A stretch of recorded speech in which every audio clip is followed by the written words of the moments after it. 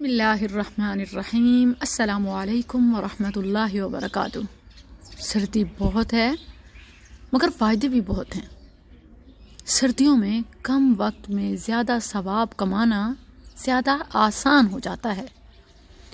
ویسے تو ساری چیز ہمت اور ارادہ ہے کہ جب ہم ارادہ کر لیں کوئی نیکی کرنے کا پھر سردی گرمی معنی نہیں رکھتی، لیکن یہ بھی حقیقت ہے کہ نفلی روزے اگر گرمیوں کے دنوں میں رکھے جائیں تو فاسٹنگ ڈیوریشن زیادہ ہونے کی وجہ سے مشقت اٹھانی پڑتی ہے، لیکن اگر سردیوں میں رکھیں تو چند گھنٹے بھوکے رہنے سے روزے کا ثواب کما سکتے ہیں۔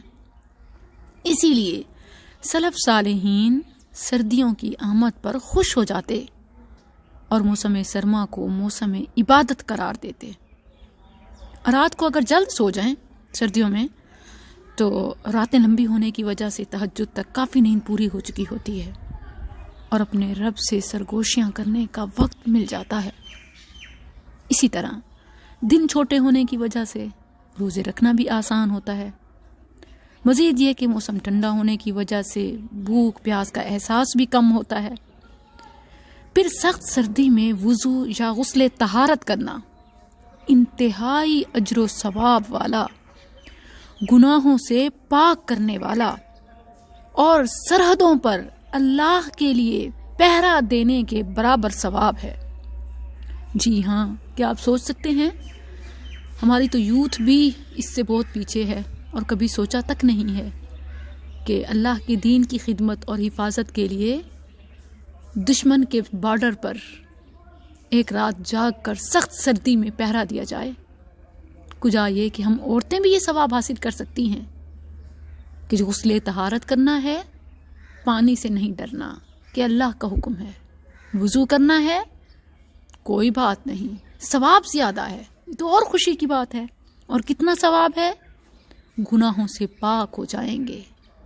اور کتنا ثواب ہے؟ انتہائی اجر و ثواب۔ کتنا؟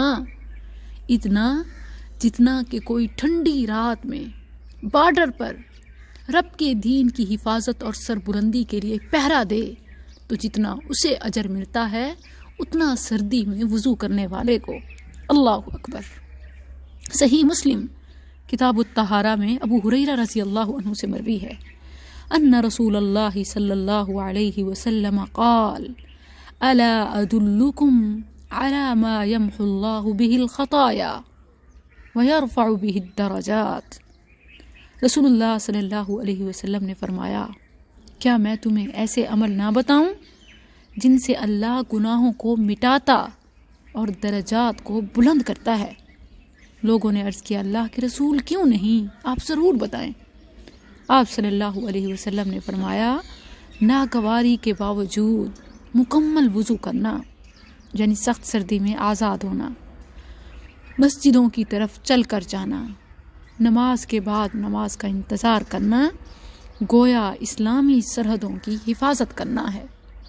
تو خوش ہو جائیے، موسم سرما موسم عبادت ہے۔ السلام علیکم۔